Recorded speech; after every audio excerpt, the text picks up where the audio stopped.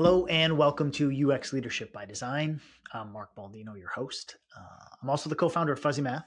Fuzzy Math is the user experience design consultancy that brings consumer-grade UX to business applications for B2B software and enterprise tools. Today, I chat with Bridget McMullan, who is the Director of Technology Innovation at Elevance Health. We start by getting meta and nerding out a little bit as Bridget explains how she ran a jobs to be done session with her team about what to talk about in the podcast today, which is just really, really funny. But then we get to the heart of the conversation, which is the insanely high demand for AI all around us. You know, how people in our roles can learn to use it, apply it in their own processes, and then ultimately, how we can best integrate AI into the products we design and build. And we center around the fact that for AI to be successful or successfully utilized in products, there needs to be critical thinking, analysis, and creative skills by human beings. Adding AI alone can't make a product more valuable to the people that use us. It's on us. We have a role in ensuring that AI solves real problems, delivers what people need, and ultimately creates something that people love. I think you're going to enjoy the conversation, and thank you as always. Bridget, welcome to the podcast. Hello, thanks for having me. It is my absolute pleasure. Excited for our conversation today. As I ask most of the guests, I guess all the guests, would love for you to give folks a sense of your background, how you kind of got into your current role. I know you have many irons in the fire, lots going on. I think Yes. the listeners would love to hear.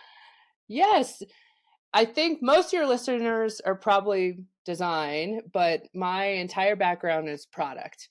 Currently, I do have kind of a split life between corporate, working for a company called Elevance Health, that is one of the largest licensee holders for Blue Cross Blue Shield, so health insurance, and I deal with leading a team that does kind of an internal technology incubation. So just really fun, all sorts of projects. Just it's the best and brilliant team.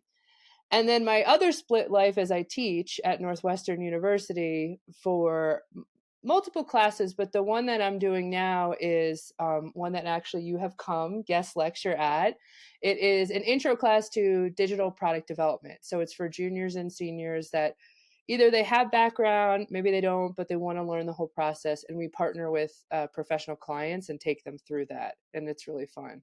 If you went down my LinkedIn, I have a ton of product jobs. I've done consulting, startups, big companies. I've done physical product development, digital product development. You name it, I've done it. So I have a lot of experience on building essentially any product you could think of. That's fantastic, and I think I might have first met you when you were in the physical, maybe, and shifting over to digital. Yes. And then you were nice enough to invite me to your class. Was it last spring? It must have been last Yes. Yes. spring. Which is always like a great reality check for somebody who spends a lot of time with corporate clients. And I have designers who are, junior, who are learning, but that level of like mentoring people who are in school, aren't doing it on the job. Like it's a whole nother ballgame. So it was really wonderful to see. And I appreciate you and you inviting me. And I appreciate you for joining me on the podcast. Oh my God. And this was so serendipitous that when you reached out to me and said, do you want to be on the podcast? I couldn't have timed this better. A person on my team who I'm going to call out Kristen because she listens to this podcast and she's amazing, sent a Teams kind of message to the whole group that said, hey guys, I've been listening to this amazing podcast. Here's some inspiration from it. Like we should be following it. Great nuggets in there.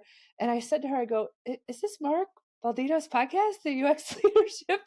And she said, yes. I go, I'm going to be on that. And she freaked out. And it was like it was just amazing because it just goes to show you, I know you don't know every individual listening, but a lot of people are listening and you're making a big difference. So Like, kudos to you. Especially my team. Like, I was like, this is amazing. And then we did these like really fun exercises where I was like, well, if I talk, what do you want to hear? What do you want to talk? What do you want me to talk about?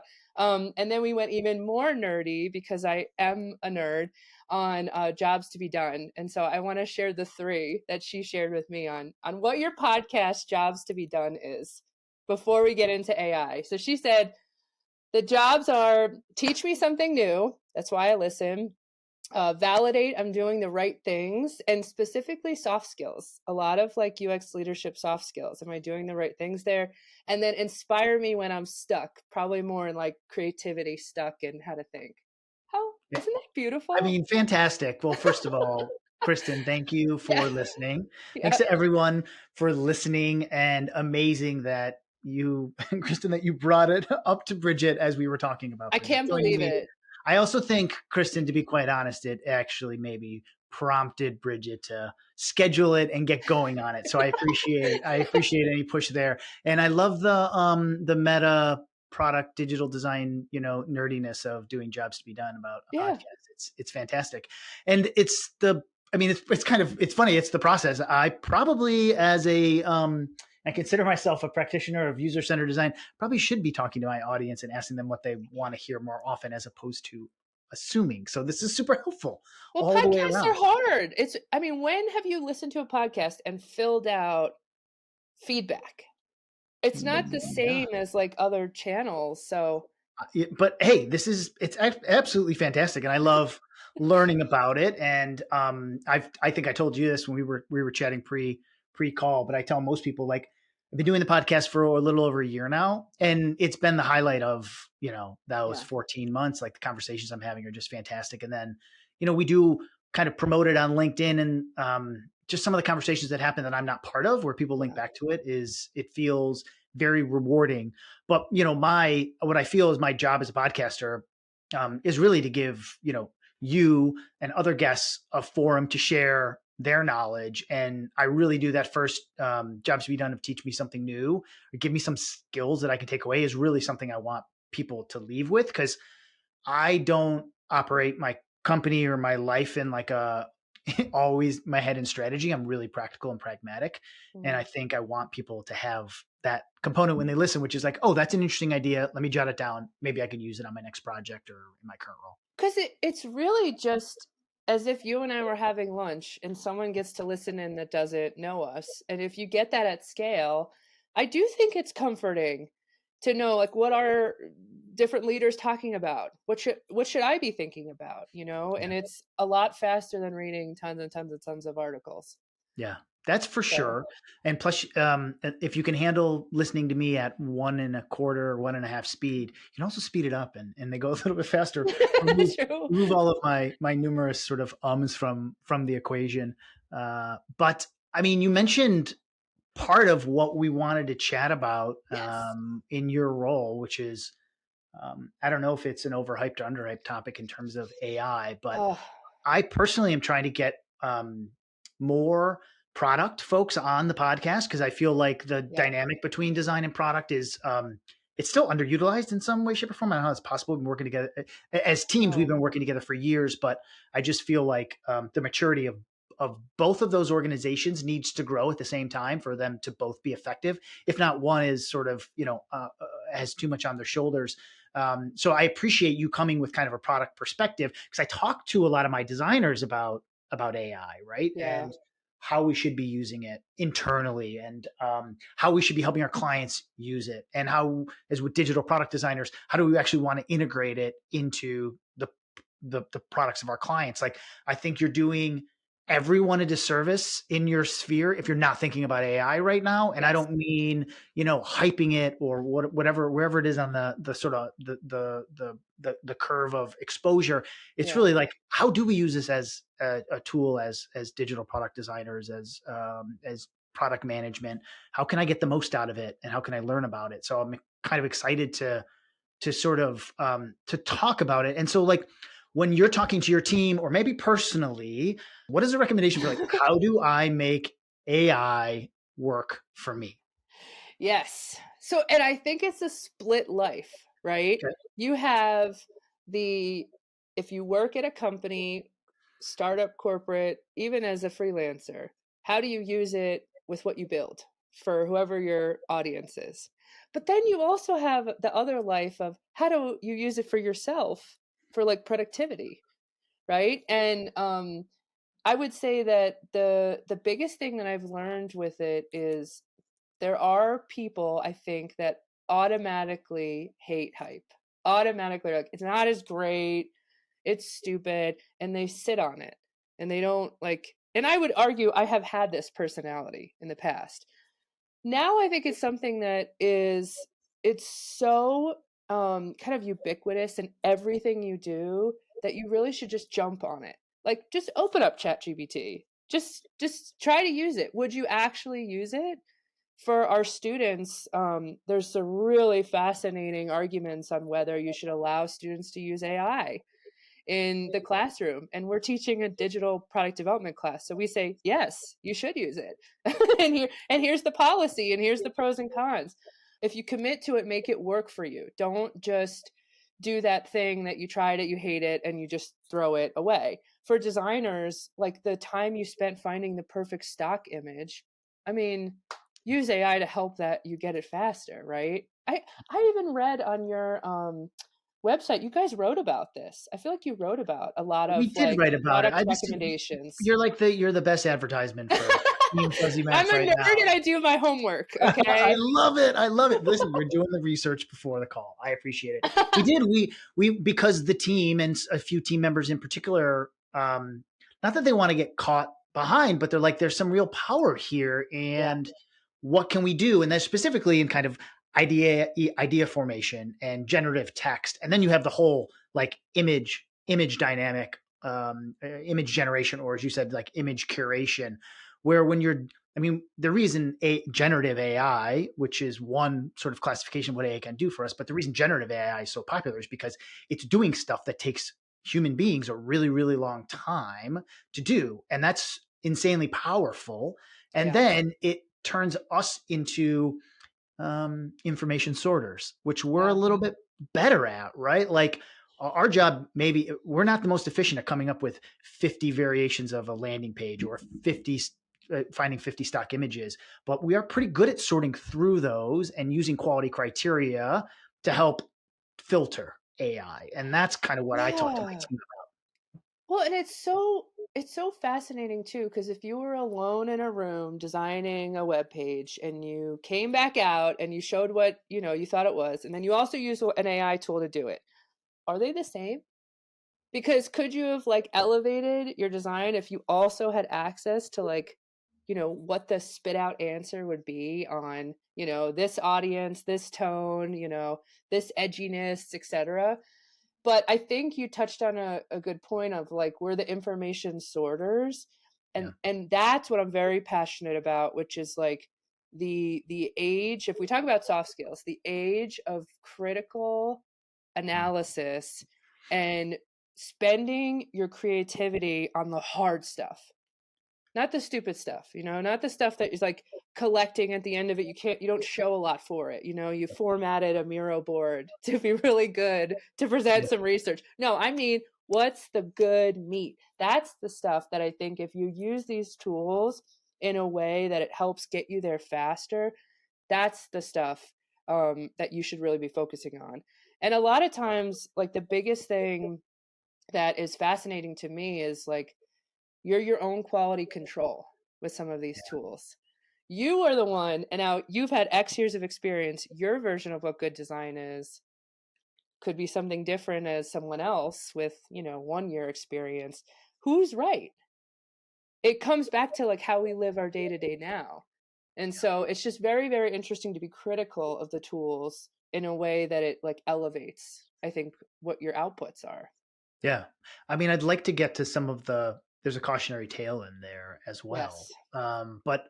But first is that critical thinking component, right? Like that's why we have the brains in our heads. And like I said, Yeah.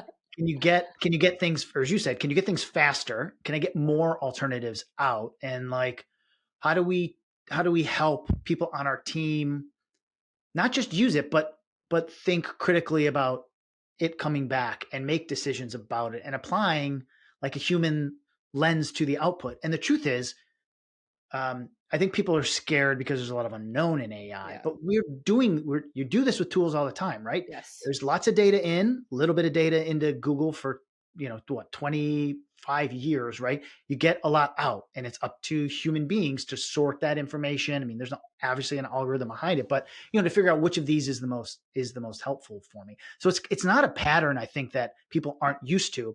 It's Yeah. just some of the output, specifically the fact that you could say, give me 10 uh, variations of analytic dashboards for executives who are trying to sort through financial information. You're going to get a bunch of, if you do that in Google Images, you're going to get a bunch of barely applicable images. But if you do that in a AI generation tool, you're gonna get some really interesting ideas. But that's not the hard part. The hard part is figuring out which of those apply in this situation, and how do I Yeah. yeah. Well, like an Excel formula, math is math. 1 plus 1 is 2. But if you were like, what's the best design for my logo? Subjective. Yeah. Yeah. And I'm sure you have thought about this a lot too, but the bias, right? Like, so many companies got slammed. I think there was like an Amazon story where they used an AI tool for hiring, and in the algorithm there was a bias to hire more men. And they they had to scrap it. But Yeah. it's the same of like Google a doctor. Is it a white dude? Is Yeah. that right? Yeah. I don't know. And Yeah. so there's all these things that like, you are the ones that have to assess like whether it's up to your level of standard. And that only is going to happen if you continue to like, test yourself, Yeah. upskill yourself. Yeah. The other thing too, I think, is like IP. How fascinating is an IP discussion with this? Because so many times on anything that I make, especially PowerPoints all day. You want to write copy for me? Thank you. You want to Right. find a stock image? Thank you. You want to Right. tell me what X leader would love to see because you pulled it from a ton of quarterly statements? Great. But if I asked you for the source and you can't tell me what it is, that's a problem. That's a big problem because you're not in the meeting with me when someone challenges me on a number, on a phrase, on a definition. Like, I can't be like, ChatGPT told me it was this. I have to answer it. And so I think that's a really fascinating thing that I'm sure it's changing, but I know Google Bard is really trying to like be on top of that, and ChatGPT isn't as much. But it's even the companies that integrate it. Like, are they informing their employees where they're getting it? Yeah.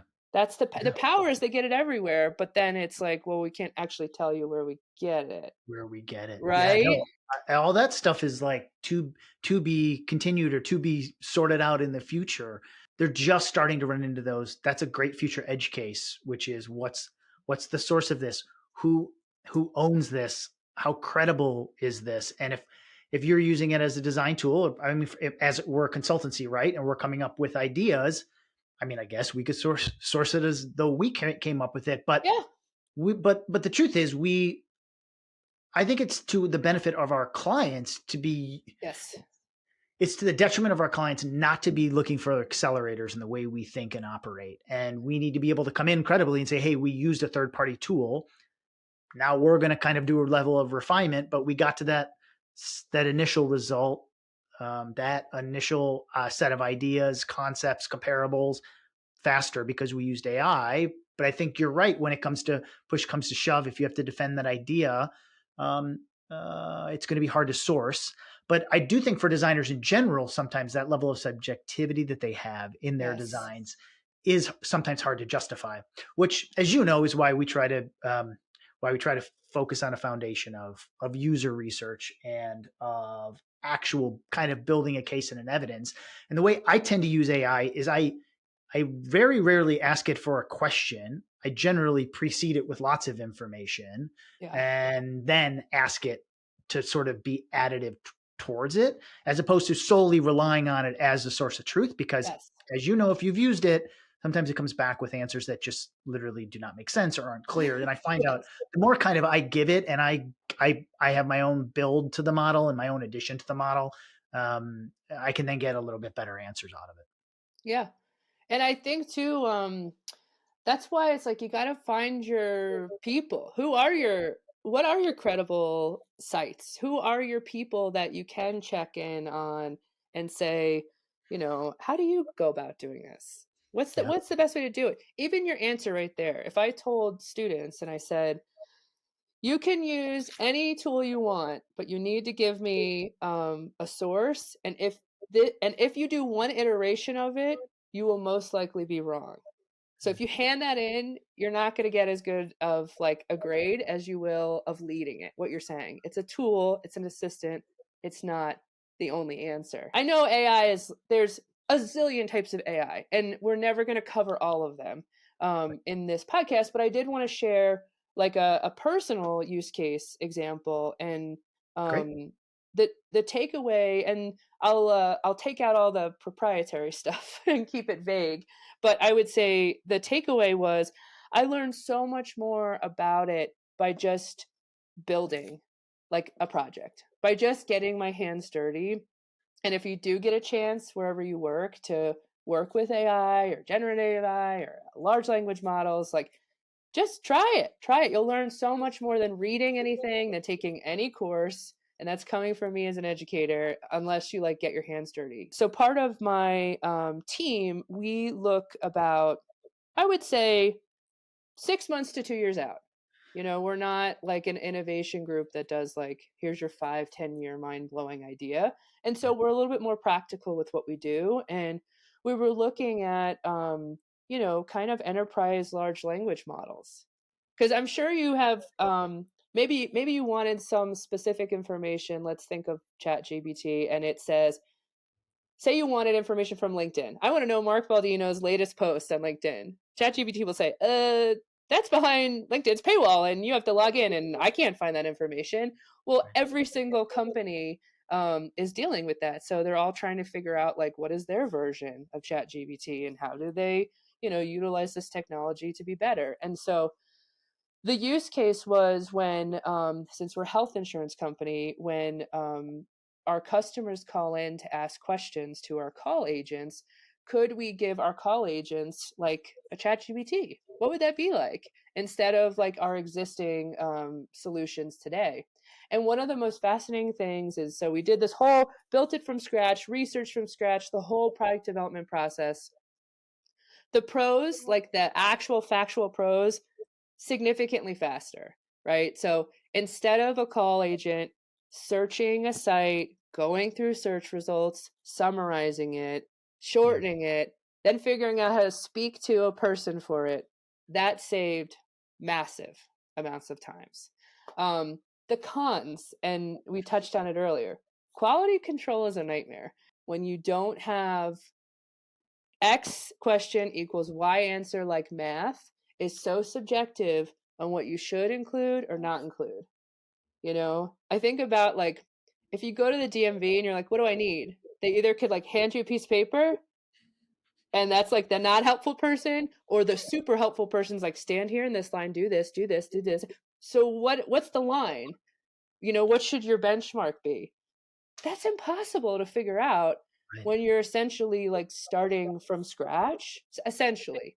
And that was really, really interesting, as well as I would argue internally, we're a health insurance company. We can't get wrong if surgery is covered. But Right. if you use ChatGPT and it tells you the wrong recipe for your like chicken piccata, that's fine. The stakes are lower, right? And Oh, so I also think it completely depends on, like how your industry is, right? And where it makes sense. And so I have so much more detail that I have gotten out of that, let's say 6 months experience than I would have taken 12 classes or read, 800 articles. It's really doing the work. what without giving away anything proprietary, I mean, like the risk, as you mentioned in healthcare of it, it's looking up deductibles or coverage. It's probably not maybe not giving health advice, but that sort of level of care, as you said, it's one thing to use ChatGPT for personal reasons. It's another like a financial, how much, what's my insurance coverage or what's what's my return on an investment if I put, $10,000 into this group of stocks? Like, yeah, there's dollars and cents involved, but it may not be, it's not life or death. Like, there are things in healthcare that are life or death, or people choosing to get to have a procedure done or not have a procedure done, or, oh boy, the way I'm $50,000 out of pocket versus zero. Yeah. Like, I've designed enough health insurance plan screens like those coming back and trying to break down all of the costs. I've probably done 15 over the course of 15 years at Fuzzy Math, and it's really, really hard to do it in like a graphic and a visual. Like, what did you all learn around kind of those risks? And did you have to set a tolerance level, as you mentioned, benchmarking? Like, what exactly was that Oh my process? God. It's such a good question. And this is my other big giant push is like it was people. Mm, Like people ended up helping. Everything we do is a test. So, because I live in more of the innovative state, and they were the ones that had to really help us. Their people brains had to really come back and say, this is good, this is bad. And then essentially you're looking at maybe your best call agent to your like, okay, call agent, and yeah, looking at a pattern of what they're saying about similar topics and determining what the benchmark is for that.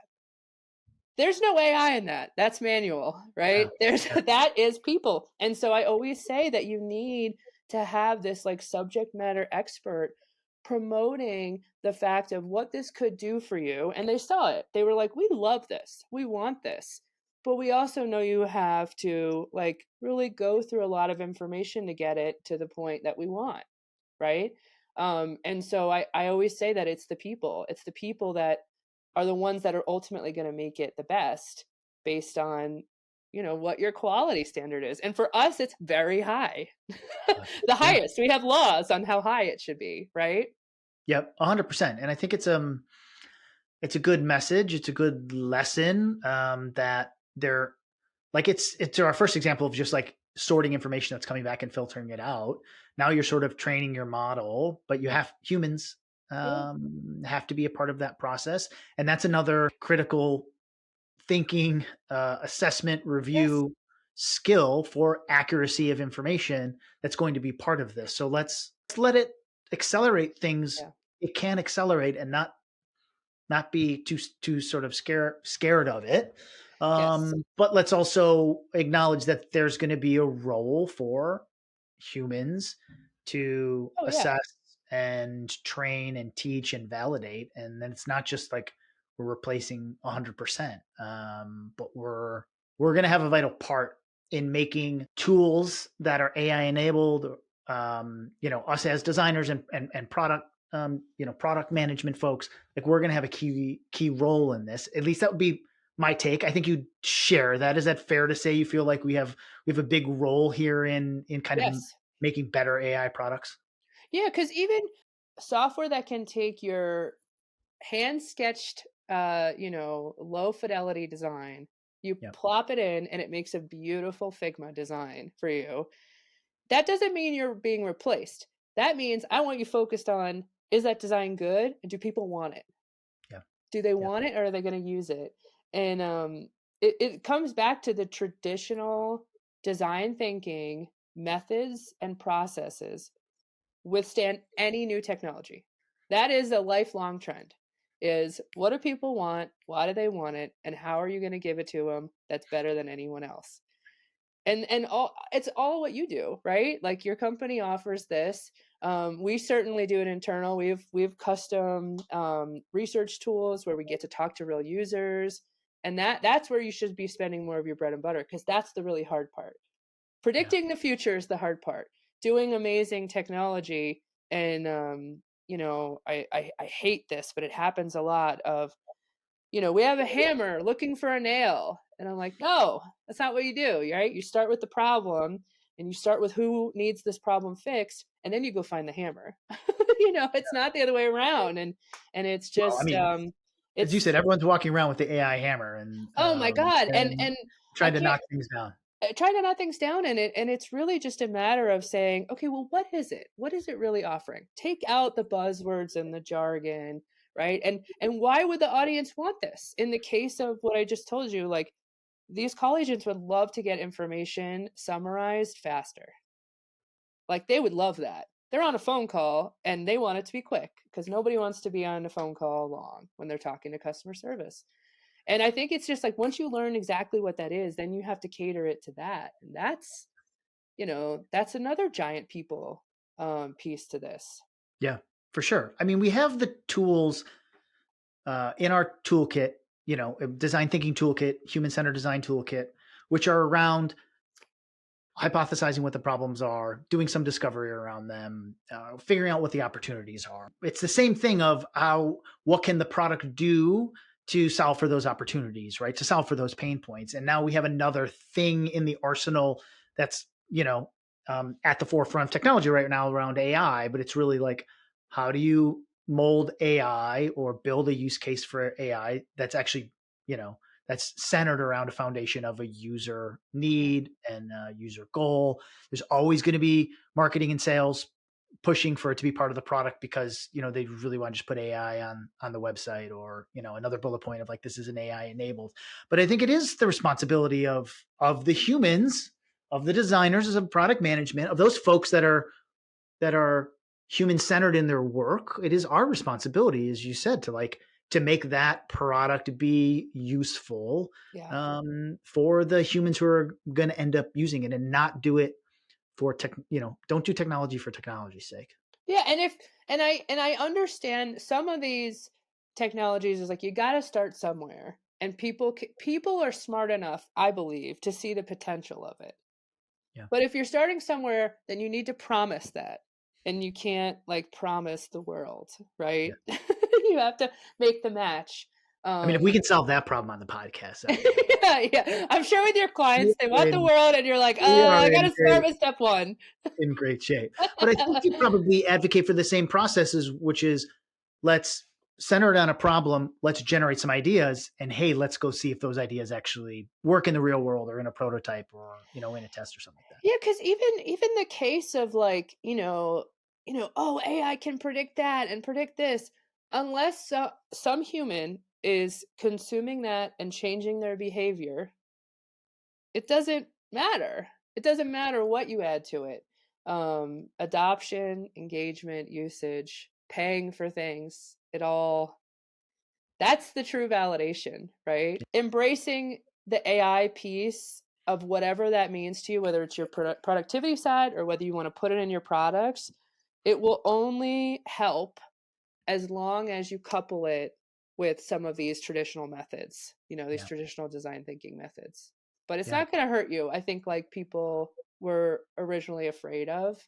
And maybe in 50 years we'll be on CNN saying this and getting called out, but I don't know. I have more hope in the people designing it that we can make it work for everybody and be ethical and unbiased like we do with any product development product. Yeah, as you said, keep the focus on the humans, on the people, both those who are part of the process of designing and building these tools, but the people who are going to consume them.